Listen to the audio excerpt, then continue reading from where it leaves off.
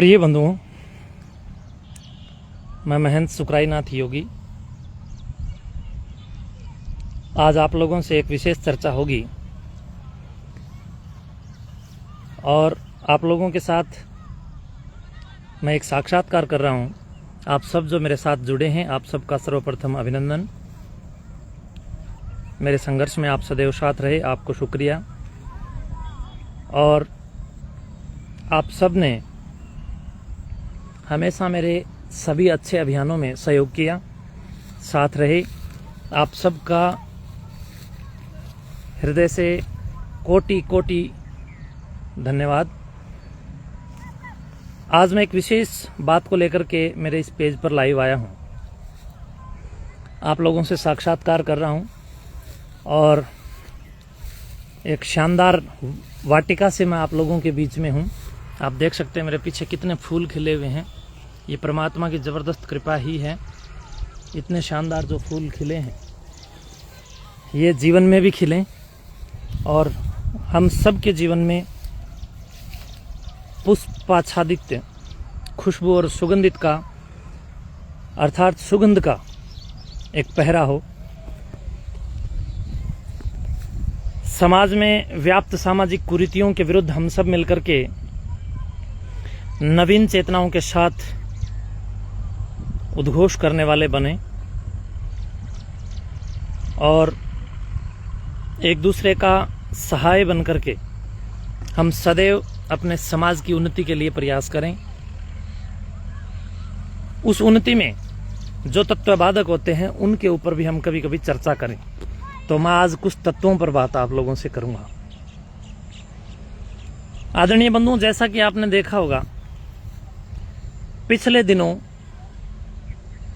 जब मेरा संघर्ष का रास्ता था, समय था, उन दिनों में भाई चलो मेरे लोकल लोग जो भी थे थोड़े बहुत वो विरोध कर रहे थे, चलो उनका विरोध चलेगा। लेकिन मैं ये समझता हूँ कुछ मेमने, जैसे कुछ बकरी अगर मिमिया रही हैं तो उनके साथ में कुछ मेमने भी मिमियाने लग जाते हैं। तो वास्तव में उस समय कुछ मेमने भी मिमियाने लग गए थे जिनका इस मेरे वाले लफड़े से कोई लेना देना ही नहीं था। आपने सुना होगा कि फतेहाबाद के गांव ढाणी भोजराज सहित कुछ लोगों ने आकर के भ्रम फैलाया यूट्यूब आदि पर या गांव में कि हम लोग भुन्ना से आए हैं, हम लोग ढाणी सांचला से या ढाणी भोजराज से अपना अपना नाम लेकर के लोग बता रहे थे और वो पूरा भ्रम जाल फैला रहे थे। उन लोगों ने कहा कि सुखराईनाथ जी ने, यानी बड़ी बदतमीजी से बोल रहे थे वो लोग। उन लोगों ने बहुत बदतमीजियां जो सोच भी नहीं सकते, अपना संस्कार उन लोगों ने दिखाने का काम किया।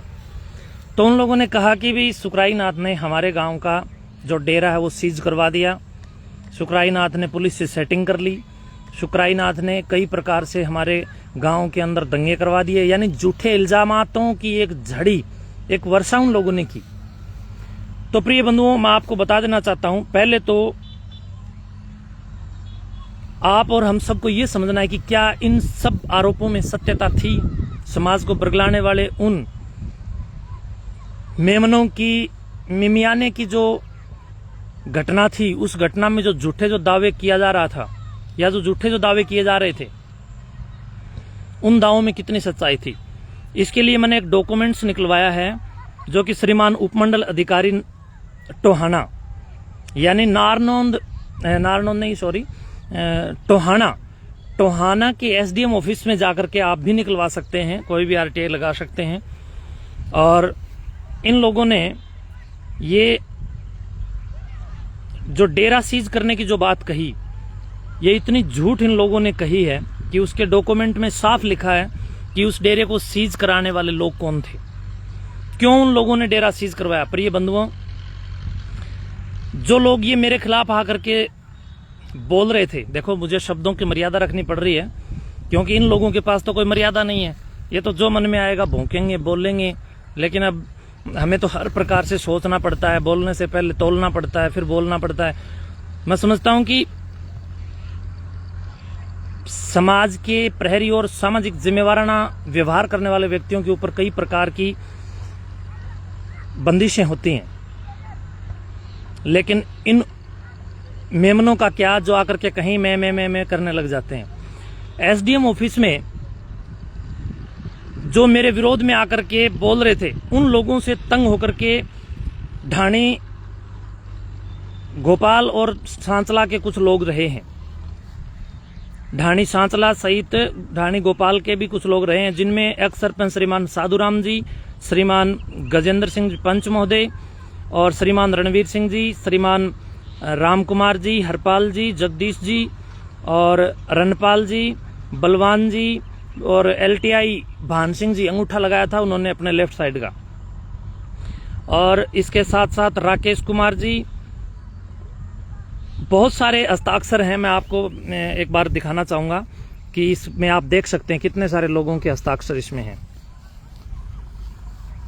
तो इतने सारे लोगों ने इस पेज के ऊपर हस्ताक्षर किए और ये पूरा का पूरा वो डॉक्यूमेंट है जिस डॉक्यूमेंट के तहत ये पूरा इनका ढाणी वालों का जो डेरा है वो सीज हुआ। आखिर ये डेरा सीज हुआ क्यों? ये डेरा सीज इसलिए हुआ कि जो लोग मेरे खिलाफ आकर के कोथ में जो ढाणी ये गांव है, एक बार वो कागज देना मेरे को जिसमें मैंने लिखा था, ढाणी भोजराज वाले लोगों ने अपने जो ढाणी सांचला में इनका जो डेरा है, बाबा बालकनाथ जी के नाम से जो डेरा बना हुआ है और सिद्ध पुरुषों का जो स्थान है, तपस्वी स्थान है, उस डेरे में इन लोगों की महिलाओं ने चोरियां करनी शुरू कर दी थी। और उनकी चोरी का भी एक वीडियो मेरे पास आप सीसीटीवी में देख सकते हैं। इस चोरी से परेशान होकर के ढाणी सांचला सहित गोपाल वालों ने मिलकर के, इन बंधुजनों ने मिलकर के बहुत सोच विचार करके उस डेरे को सीज करवाया था। उस वीडियो को भी आप एक बार गौर से देखें, मैं बैक कैमरा चला करके आपको दिखाऊं।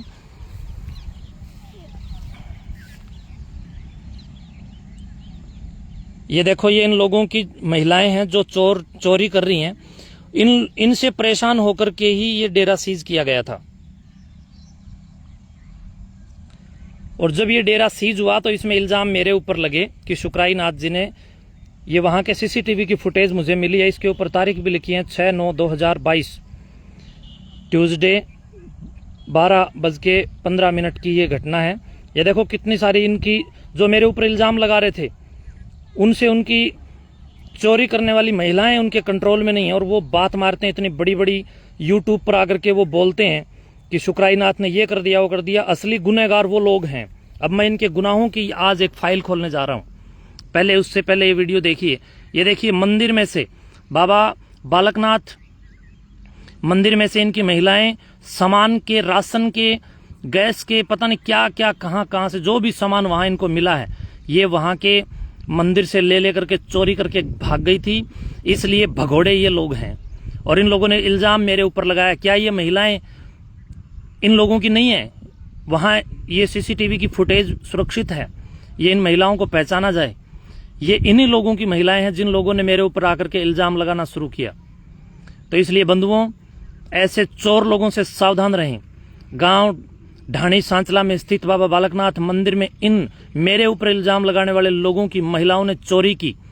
और इन चोर लोगों की महिलाओं ने जब चोरी की तो गांव ढाणी सांचला के कुछ गणमान्य बुजुर्गों और प्रबुद्धजनों ने मिलकर के इस डेरे को वहां सीज कराने का काम किया कि भी ये लोग लूट लूट करके ले गए। ये देखो, फिर पुलिस भी वहां पर आई है। ये पुलिस भी वहां पर गश्त करने के लिए आई है। सब कुछ देखा है कि भाई ये सामान चोरी हुआ है। यानी चोरी की बहुत सारी इन लोगों की करतूतों ने उस डेरे को सीज कराया था, ना कि मैंने। दूसरी बात, इसके साथ मैं आपको एक बात और बताना चाहता हूं कि आखिर ये सारा मामला क्या है, मेरे साथ ये मामला क्यों जुड़ा। बंधुओं, मेरे को वहां गांव वालों ने ही, मैं तो उस गांव में कभी गया भी नहीं था, मेरा वहां कोई जान पहचान भी नहीं थी, लेकिन मुझे उस गांव में एक पंचायत में बुलाया गया था। और पंचायत में बुलाया तो जो लोग मेरे ऊपर ये जो इल्जाम लगा रहे हैं, ये लोग बड़े शातिर हैं, लेकिन मैं उस समय इन लोगों को अच्छे समझ रहा था। मैंने सोचा ये अच्छे लोग हैं और कहीं ना कहीं पीड़ित हैं। दो पक्षों के झगड़े हो गए थे। झगड़े होने के बाद मैंने इन दोनों पक्षों के बार बार निवेदन करने पर मैं जब वहां गया, वहां जाने के बाद मैंने देखा तो ये लोग जो आज मेरे ऊपर इल्जाम लगा रहे हैं, इन इल्जामखोर लोगों ने क्या किया कि मेरे को भी कहा कि महंत जी हम पुलिस से सेटिंग कर लेंगे, आप हमारा साथ दो। मैंने कहा मैं सेटिंग बाजों के साथ कदापि नहीं हूं। मैंने इनको धमकाकर मैं इनसे दूर हो गया। फिर मैंने दोनों पक्षों की जब बात सुनी थी तो मुझे ये मामला ज्यादा उलझता हुआ दिखाई दिया। तो मैंने कहा अगर मेरी मानोगे तो मैं इस मामले में बीच में हस्तक्षेप करके आपका राजीनामा करवा सकता हूं। बोले नहीं, हमें तो फला व्यक्ति को जेल में डलवाना है, ये करना। मैंने कहा अभी देखो, पंचायतों का काम किसी को फांसी तोड़वाना नहीं होता है, बल्कि पंचायतों का काम राजीनामा करवाना होता है। अरे पुलिस भाई उसको फोन करो ना, वो किया नहीं उसने। तो कहने का मतलब तात्पर्य ये है कि इन लोगों ने बहुत बड़े षड्यंत्र के साथ वहां पर कुछ समय पहले एक अंतरजातीय विवाह का मामला सामने आया था, जो कि आप लोगों ने अखबारों में, टीवियों में बड़े लेवल पर हाईलाइट उस मैटर को देखा होगा। एक ऐसी समाज का कोई लड़का था और अंतरजात की किसी एक गुड़िया को शायद उन्होंने कोई कोर्ट मैरिज वगैरह की थी।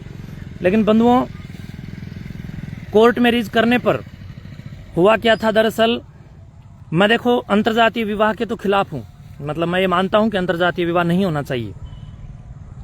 और अंतरजातीय विवाह वास्तव में मैं समझता हूं समाज के अंदर बहुत बड़े नुकसान को कहीं ना कहीं पैदा करती है, तो इसलिए अंतरजातीय विवाह नहीं होना चाहिए। लेकिन जब इनके गांव में अंतरजातीय विवाह हुआ तो इन लोगों ने उस अंतरजातीय विवाह करने वाले उस लड़के का तो ये लोग कुछ नहीं उखाड़ पाए, कुछ नहीं बिगाड़ पाए। ये लोग, इन लोगों ने उस गरीब परिवार को, यानी जो अंतरजातीय विवाह जिस लड़के ने किया था, उस लड़के के परिवार का क्या दोष था, उस गरीब परिवार को इन लोगों ने परेशान करना शुरू कर दिया। और इतना ही नहीं बल्कि एक पंचायत बहुत बड़ी करके इन लोगों ने उनका हुक्का पानी तक बंद कर दिया। और हुक्का पानी बंद करके इन लोगों ने एक किस्म से पंचायती फरमान एक जारी कर दिया और उन गरीब लोगों को दुकानों पर से राशन देने पर भी दंडित कर दिया कि अगर कोई राशन देगा इनको तो उनके खिलाफ जबरदस्त कार्रवाई की जाएगी। और बंधुओं, जब ऐसा हुआ और वो गरीब लोग जब सामान लेने के लिए गए तो दुकान वालों के द्वारा कहा गया कि पंचायत का ये फरमान है कि 21,000 रुपए दंड लगेगा अगर तुम लोगों को हमने वो दे दिया, अगर राशन सामान दे दिया तो इस प्रकार की जब बातें हुई, बातें होने के बाद इन लोगों ने कानून का सहारा लिया कि जी हमें गांव से निकाल दिया गया है, हमारे ऊपर दंड लगाया जा रहा है, हमारे को ये कहा जा रहा है कि भाई आपको राशन नहीं देंगे। इस प्रकार की अपनी पीड़ा उन्होंने व्यक्त की। और पीड़ा व्यक्त करने पर हुआ कुछ यूं कि कानून का सहारा जब उस परिवार ने लिया तो फिर ये जो मेमने जो मिमिया रहे थे, जो मेरे खिलाफ बोल रहे थे, मिमिया रहे थे, उन मेमनों ने कहा कि नहीं जी हमने तो कोई भी ऐसा फैसला नहीं लिया है, नहीं जी हमने तो किसी भी प्रकार से गांव में कोई ऐसी पंचायत करके इन लोगों के ऊपर हुक्का पानी आदि करने और 21,000 रुपए का दंड लगाने का कोई काम नहीं किया। तो जब कानून का लठ चला तो फिर इन्हीं लोगों की पत्नियां, इन्हीं लोगों की ये घरवाली, इन्हीं लोगों की महिलाएं, इन्हीं लोगों की गृहिणियां एक साथ निकलती हैं और डीएसपी दफ्तर जाती हैं अपने डर में। और वहां जाकर के ये लोग बोलते हैं कि इनकी महिलाएं बोलती हैं, देखो बरसात आ गई, मैं सच बोल रहा हूं ना, तो ये पूरी की पूरी घटना उस गांव में है, मैं वर्षा में हूं, तो परमात्मा का भी आशीर्वाद है। इन लोगों की महिलाओं ने ऑन रिकॉर्ड ये बयान दिए कि नहीं, यानी इनके पुरुष तो ये कह रहे हैं कि भाई कोई ऐसी घटना ही नहीं हुई, और इनकी महिलाएं कह रही हैं कि नहीं जी घटना हुई। तो घटना की किसने, मैं वो आपको वीडियो दिखाने जा रहा हूं और वो वीडियो भी आप लोग ध्यान से देखें। इनकी महिलाएं कहती हैं कि घटना तो हुई है, और घटना हुई है तो घटना की किसने है। तो आप एक बार इनकी महिलाओं को सुनिए क्या कह रही हैं। समाज के लोग और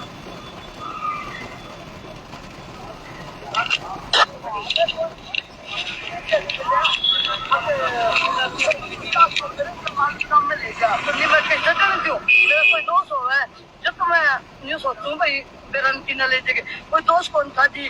तो मैंने सोचा माल गोदाम में है, माल गोदाम में। लोग भी कहे गए माल गोदाम में है, मर कर करोड़ों है, कोई बाप बीमार पड़ी है, बहू है, उसका ससुरा आज मरे लिया। आपके बेटे को किसने कहा था 21,000 रुपए का जुर्माना लगाया जाएगा? चौकीदार आप खुद कह रहा है तो चौकीदार। मैं फिर लेकिन छोरा ने कहा, मैं बोली तू लोगों ने कह दिया करे नाम टेक दे भी चौकीदार जो कहे मेरे फिर बिना काम है, जत्ता का काम है और मेरे पर समझो कोई सामान नहीं लेना होगे भाई, अपने पेट गुजारा तो आवे जब भी होगा, नहीं आप भूखे कैसे रवांगे बेटा। न्यू बोलिया मैं बोलिया बात भी सही है। अपने 2 किलो चीनी भी कौन जाके देख लो ये बेटा तो 4-5 दिन हो गए रहे, मैं दुकानदार इतनी की दुकान है उसमें हम के खावा के ना वो बेटा कमा लेंदा। क्या इस बात से पहले आप राशन दिया करते थे उस परिवार को? पहले दिया है जी, मेरा पति है राम प्रसाद, उसको निर्दोष है जी। 20 साल हो गए दुकान करे। अगर हम काम का दबाव ना होता तो हम पहले भी तमन्ना कर सकते थे, हमने पहले कभी नहीं किया।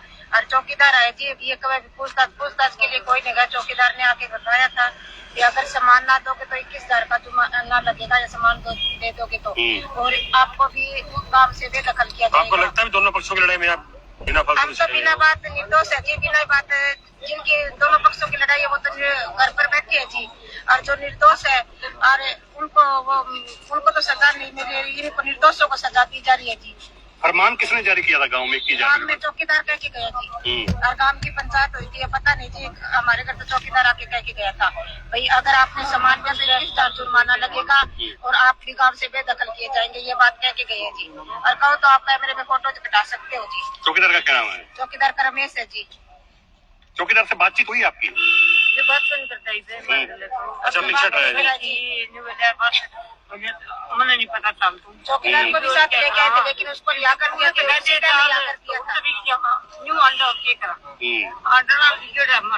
तो लगता है आपके साथ अन्याय हो रहा है? अन्याय हो रहा है जी, सरासर है जी। आप सभी देख लो, सबको ही पता है कि अन्याय हो रहा है।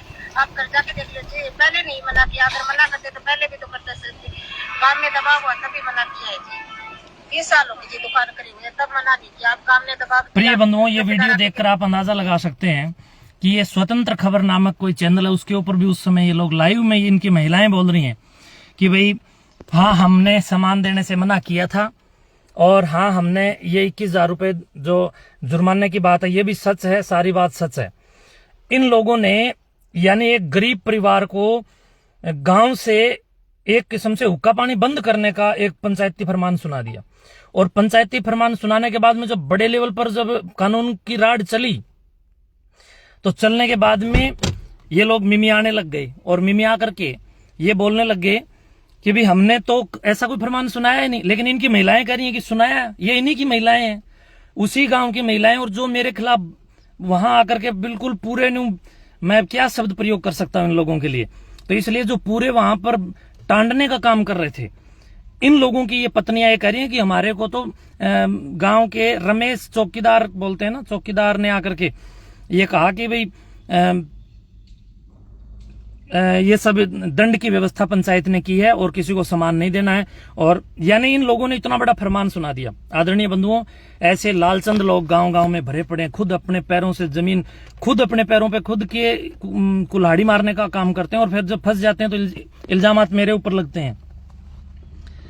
तो फिर उसके बाद में कहने का मतलब ये है कि जब ये मामला पुलिस के पास बड़े लेवल पर पहुंच गया, SC/ST के मुकदमे दर्ज हुए, तब इन लोगों ने विचार किया कि क्या करें, कैसे बचें। तो इन्होंने इकट्ठा होकर कुछ चालाक लोमड़ी टाइप के लोगों ने विचार किया कि भाई झूठ को सच के रूप में कैसे बदलें। तो इन्होंने कहा कि झूठ को सच हम ऐसे बदल सकते हैं कि अगर गांव के 200-400 झूठे एफिडेविट अगर हम लगा दें तो वो झूठे एफिडेविट वहां काम करेंगे और हम बच जाएंगे। यानी इतनी बड़ी चालाकी इन लोगों ने की और झूठे एफिडेविट इन लोगों ने लगाए। झूठे एफिडेविट लगाने के साथ साथ इन्होंने वहां के DSP साहब को जबरदस्ती रिश्वत देने के लिए भी चंदा इकट्ठा किया। 10 लाख रुपए चंदा इन्होंने गांव में से इकट्ठा किया, और उस चंदे को भी इकट्ठा होने के बाद खा गए। उस चंदे का भी काफी पैसा ये लोग खा गए, और आपस में फिर लड़ पड़े, भिड़ पड़े, टूट पड़े, एक दूसरे के ऊपर खाओ पाड़ो करने लग गए। तो बंधुओं, फिर उसके बाद में ये लोग 10 लाख रुपए, वो फोन कहां है दूसरा, यानी 10 लाख रुपए चंदा इकट्ठा हुआ, उस चंदे को भी खा गए, और फिर कुछ पैसा उनमें से साइन करके लिखित में जाकर के ये लोग DSP दफ्तर में उनके रीडर साहब को दे करके आए हैं। मैं आपको वो भी एक खबर सुनाना चाहता हूं, क्योंकि मेरे गांव कोथ में इन लोगों ने आकर के लोगों को गुमराह करने का और बरलाने का जो बड़े स्तर पर काम किया, इन लोगों की सच्चाई क्या, इन लोगों ने किस प्रकार से समाज को बेवकूफ बनाने का काम किया है। और अभी मेरे साथ में जुड़ चुके हैं श्रीमान राकेश जी, गेदर जी, राजपाल जी, रोहतास जी, कृष्ण जी, ये सब ढाणी सांचला से ही मेरे साथ अभी इसके ऊपर लाइव जुड़ चुके हैं काफी लोग। तो कृपया करके आप कमेंट में बताएं कि क्या ये जो मैं बोल रहा हूं ये आपके गांव की एक सचित घटना है कि नहीं है। अब आप इसकी न्यूज की एक खबर पढ़ी और इन लोगों ने साइन करके रिश्वत देने में भी इन लोगों ने बहुत चालाकी बरती है। एक व्यक्ति तो ये है, मैं आपको दिखाने जा रहा हूं,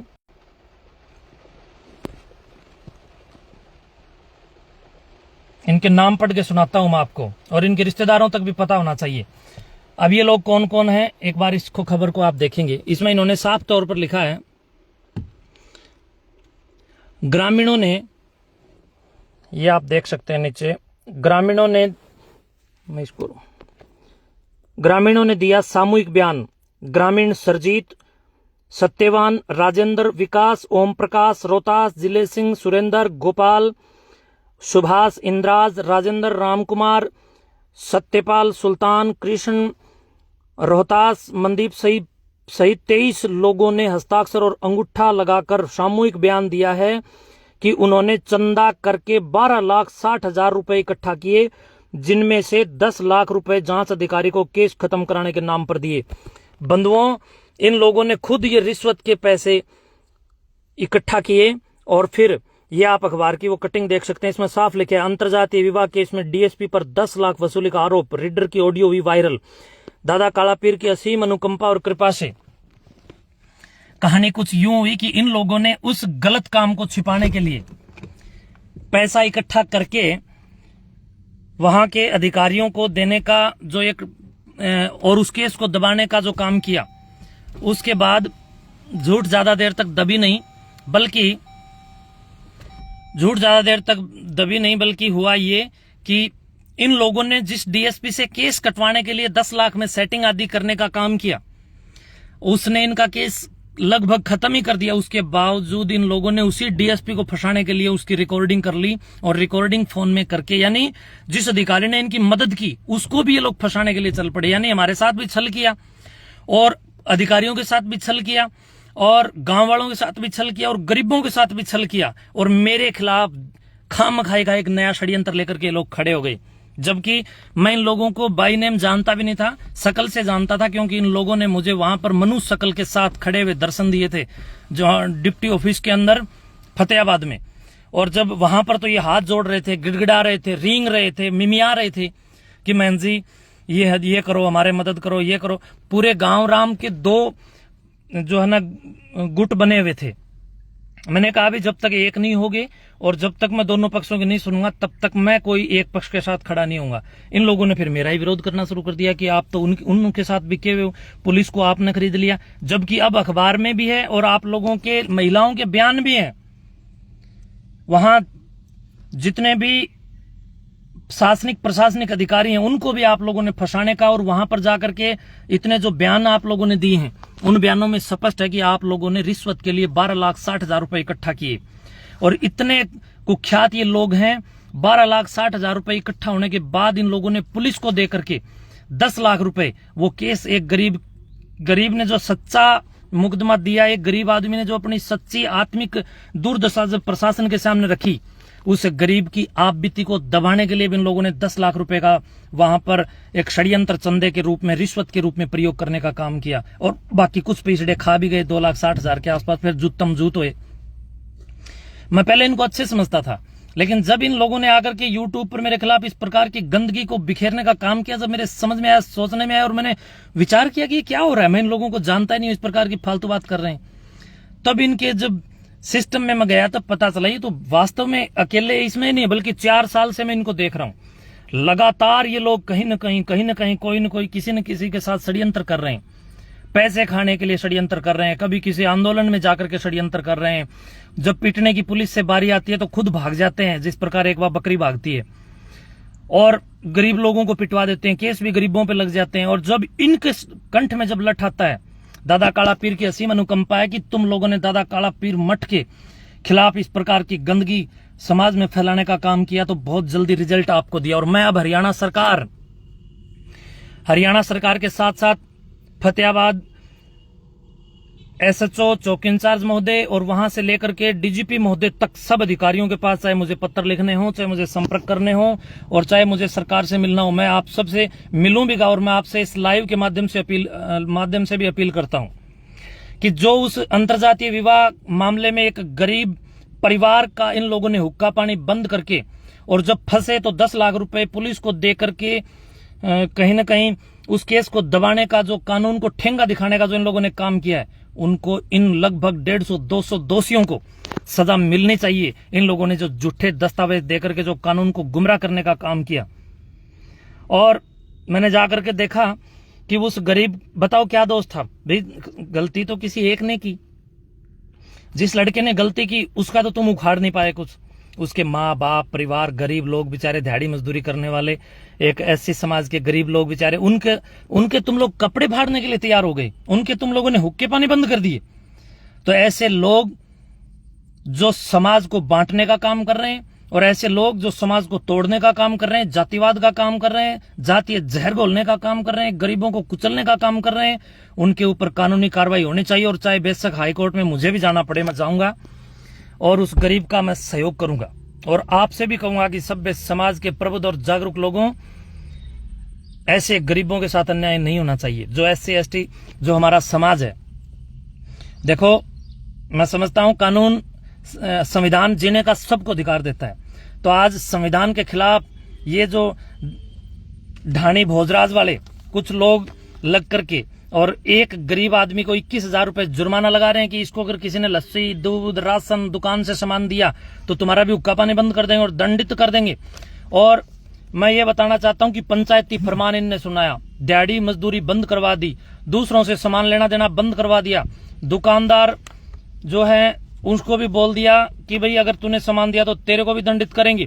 लेकिन इनके काम क्या है, धरने लगाना। और जब पुलिस ने इनके कुछ लोगों को जब गिरफ्तार किया, दुकानदारों को, तब इन लोगों ने, मैं आपको बताना चाहता हूं कि सड़कों पर जाके राजकीय राजमार्ग को जाम करके वहां पर भी बखेड़ा खड़ा करने का काम किया, यानी आवागमन के रस्तों को भी इन लोगों ने बंद किया।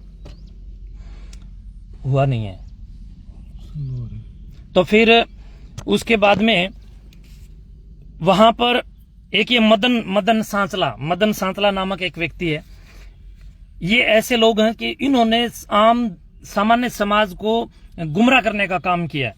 और ये ढाणी गोपाल पास में भोजराज जो ढाणी है, ढाणी भोजराज वाले लोगों ने और ये जो मदन जैसे लोग हैं, इनने मिलकर के एक बहुत बड़े षड्यंत्र को जन्म दिया। और बंधुओं, मेरे खिलाफ भी समाज को बड़े लेवल पर छोटी मानसिकता के साथ गुमराह करने का काम किया।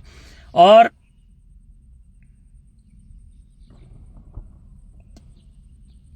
सुरेश जी लिख रहे हैं मेरी आपसे बात नहीं हो पा रही है। मैं आपसे बात करूंगा अभी कॉल कटने के बाद। मैं आप मेरे मैसेंजर पर अपना फोन नंबर, संपर्क सूत्र डाल दीजिए, मैं आपसे संपर्क करता हूं। अभी आपको फोन आएगा सुरेश जी। और अभी मुझे जो देख पा रहे हैं, मैं आप सब बंधुओं को ये कहना चाहूंगा कि कुछ इधर नेट की प्रॉब्लम है और स्लो है, लेकिन आज इस घटना के बारे में बताऊंगा। दादा काला पीर जी ने ऐसी कृपा की है कि जिन लोगों ने कोथ गांव में जो पीछे कुछ षड्यंत्रकारियों का जो एक बड़ा षड्यंत्र चला हुआ था, उस षड्यंत्र में आकर के जो मेरे खिलाफ जहर उगलने का काम किया, वो 150-200 लोग अपनी करनी खुद फंस गए, कानूनी पेचड़े में बढ़िया फंस गए। और उनका मैं ये समझता हूं कि भंडाफोड़ अब होगा। और वो भंडाफोड़ इसलिए होगा कि एक गरीब को उन लोगों ने जीना, उस गरीब का जीना हराम इन लोगों ने कर रखा है। और कानूनी पेचड़े में 10 लाख रुपए रिश्वत दे करके एक DSP की भी इन लोगों ने रिकॉर्डिंग की है, DSP के रीडर साहब की, और उनको भी फंसाने का काम किया है। जो इनकी मदद करता है ये उनको भी फंसाने का काम करते हैं। तो अब आप देख सकते हैं कि मेरे खिलाफ जहर उगलने वाले लोग कितने सच्चिदानंद हैं, कितने सत्यवान सावित्री बने घूमते हैं। नशेड़ियों का एक टोल, गुमराह करने वालों का एक टोल, और मेमनों की एक आवाज जो मुझे इन लोगों के मुख से सुनाई पड़ रही थी वहां खेड़ी चोपटा में आकर के, जो ये लोग भौंक रहे थे कि हम तो फला गांव से आए हैं, शुक्राई नाथ कुम्हारों का पक्षधर है। मैं तो सभी जातियों का पक्षधर हूं। मैं 36 बिरादरी का हूं, किसी एक जाति का सपोर्टर नहीं हूं, सबका सपोर्टर हूं। गरीबों की मैं मदद करता हूं। ऐसे समाज, अगर गरीब लोग मेरे पास आकर के किसी प्रकार की मदद मांगते रहे तो मैं उनकी मदद में रहा हूं, आगे भी रहूंगा। इन लोगों को दर्द होता है कि आप इन गरीबों की मदद क्यों करते हैं, तो इसलिए मैं इन गरीब लोगों के हाथ में हमेशा से कॉपी किताब और पेन देता था। लेकिन जो मेरा विरोध करने वाले लोग हैं, इन्होंने गरीबों के हाथ में डॉक्टर बाबा साहब भीमराव अंबेडकर के सपनों को चूर चूर करते हुए शराब की बोतल थमाने का काम किया। इन लोगों ने समाज को कहीं ना कहीं नशे में और असामाजिक कुरीतियों में घुसने का काम किया। जब हमने अच्छाई पर काम करना शुरू किया तो इन लोगों को दर्द होने लग गया, और ये दर्द में बिलबिला उठे, और इतने बिलबिला उठे कि किसी ने कुछ कहीं ना कहीं बेमतलब की कुराफातें पैदा करके मेरे खिलाफ एक रूमर फैलाया, और इसमें ये ढाणी भोजराज वाले लोगों ने बड़ी भूमिका निभाई। और जो वहां पर बालकनाथ मंदिर है उसको वहीं ग्रामवासियों ने, इन ढाणी भोजराज वालों की काफी महिलाओं ने जो चोरी की थी, उस चोरी से तंग आकर के वहां जो दंगे हुए, वहां जो लफड़े हुए, उन लफड़ों से, दंगों से, खून खराबों से कहीं न कहीं डरते और परेशान होकर के वो उस डेरे को सीज कराने का काम किया था। तो इसलिए बंधुओं, जागरूक हो जाओ। दादा काला पीर ने बहुत बढ़िया चमत्कार दिखाया है कि इन लोगों ने एक गरीब, यानी मेरे साथ भी षड्यंत्र किया, तो अब हिले हिले ये गरीबों के साथ भी षड्यंत्र करने लग गए, और अब इनके षड्यंत्र फैल हो गए। ये 150-200 यूं के यूं है, इनकी दोबारा से इनका केस खुल रहा है, और दोबारा से ये लोग अब जेल में जाएंगे, और इसके लिए कार्रवाई मैं खुद भी लग करके कराऊंगा। जितना भी जोर इन लोगों को लगाना है अब तुम लगा लो, क्योंकि तुम लोगों ने, अरे मैं निर्दोष था, एक साधु निर्दोष, एक योगी निर्दोष होने के बावजूद तुम निर्दोष पर दोष मढ़ने लग गए, तो तुम तो डायरेक्ट रूप से दोषी हो। तुम्हारे जैसे दोषी और समाज के लिए दिम्मक बने हुए लोगों के खिलाफ उठना और कानूनी कार्रवाई कराना मेरा, मैं समझता हूं कि भारतीय नागरिक होने के नाते मेरा अधिकार भी है, और मैं तुम लोगों के खिलाफ कानूनी लठ बजवाऊंगा और कानूनी कार्रवाई करूंगा। तुम भागो, दौड़ो, अब तुम आगे और मैं पीछे। चलो, बहुत बहुत शुभकामनाएं। बहुत सारे कमेंट मेरे पास आ रहे हैं, मैं आप लोगों को कुछ कमेंट पढ़ के सुना रहा हूं। रामनिवास चैल जी लिख रहे हैं कि हम आपके साथ हैं, टेंशन नहीं लेना। रहे आप साथ हो तो टेंशन किस बात की। रामनिवास जी, वेरी गुड वेरी गुड। एक रंजीत सिंह खासा, कुछ अंतरजालीय व्यवस्थाएं ठप हैं, यानी हम कुछ जंगल में एडवेंचर के लिए आए हुए थे, तो इसलिए यहाँ साथ में वाटिका भी बड़ी सुंदर थी। तो मैं आपको बता देना चाहता हूँ, ये रंजीत सिंह खासा जी लिख रहे हैं कि हमारे पास ही है ये गांव, पहले गांव के आदमी को तंग करते हैं, अपने हिसाब से कोई भी कानून बनाकर बहिष्कार कर देते हैं, गरीब को दबाते हैं। बिल्कुल सही कहा रंजीत सिंह खासा जी। आपका शायद गांव का नाम खासा है, मैं शायद आया भी हूँ एक बार बहुत पहले। आप सभी जो गांव सांचला वाले और गांव गोपाल ढाणी और गांव खासा महाजन और खासा, इन सभी गांवों के भी और पूरे हरियाणा के जितने भी श्रद्धालु, आप सबको मेरी ओर से बहुत बहुत शुभकामनाएं, साधुवाद। एक लिख रहा है भारत कोट कि आप एक आदेश कीजिए, हजारों की संख्या में लोग आपके आदेश का इंतजार कर रहे हैं। बिल्कुल कर रहे हैं, मेरे पास भी बहुत फोन आ रहे हैं, लेकिन हम कोई भी गैर कानूनी काम नहीं करेंगे, बल्कि कानून के साथ चलेंगे और कानून के दायरे में रह करके ही दोषियों को सजा दिलाने का काम करेंगे। सीमा संधु कोट, जो जैसा करेगा वैसा भरेगा। गुरुजी, गलत होगा भगवान सजा देगा। भगवान सजा तो देगा बहन जी, लेकिन भगवान ने ही तो कानून बनवाए हैं, तो इसलिए कहीं ना कहीं कानून, क्या पता अपनी बुद्धि में इस प्रकार की सात्विक सकारात्मक एनर्जी भी परमात्मा ने ही तो दे करके ये रास्ता दिखाया कि इनको कानून से कहीं ना कहीं सीधे कीजिए। बहुत सारे लोग मेरे साथ जुड़ रहे हैं। स्वामी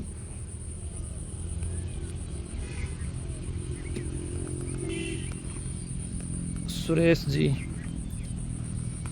संदीप संधु जी,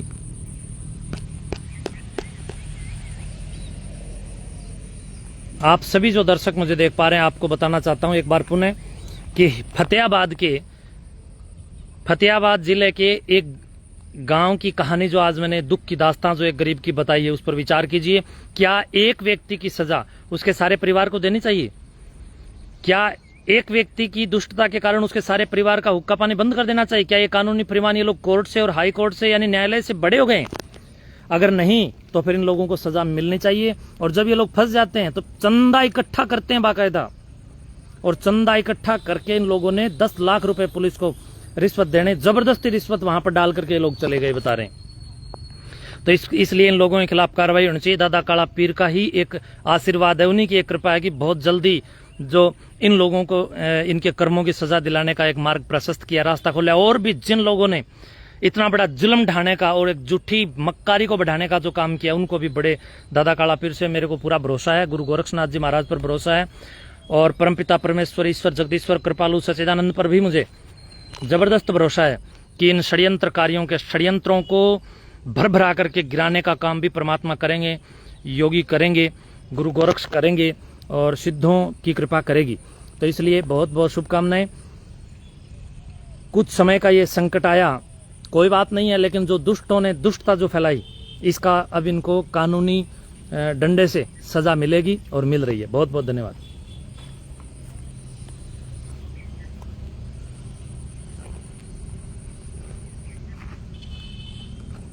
सांच को आंच नहीं है, राकेश काला नांदल से लिख रहे हैं।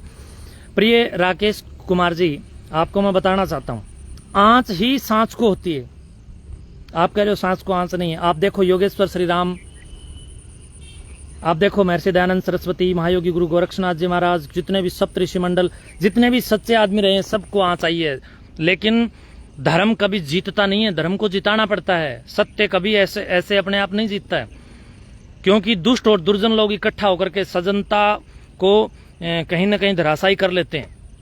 लेकिन काफी साल लगते हैं, काफी समय लगता है, जब तक उसका रिजल्ट आता है तब तक सिस्टम तबाह हो जाता है।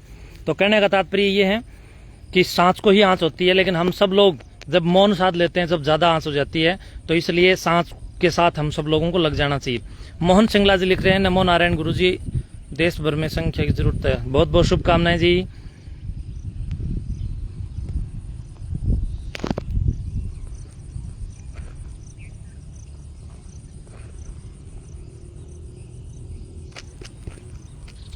बहुत सारे कमेंट बीच में आ रहे हैं।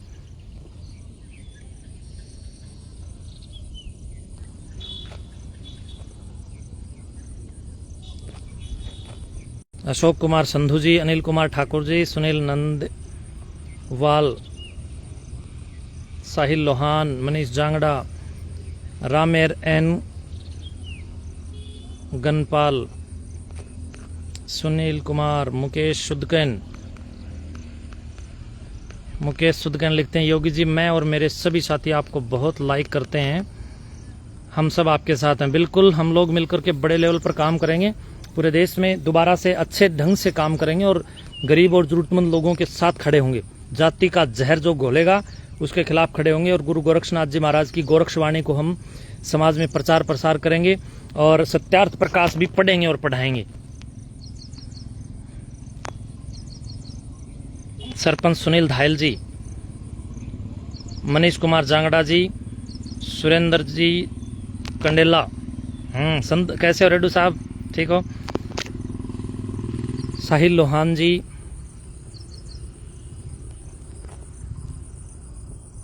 त्रिवेणी नाथ योगी जी, महायोगी गुरु गोरक्षनाथ जी का आशीर्वाद, बिल्कुल सही बात है।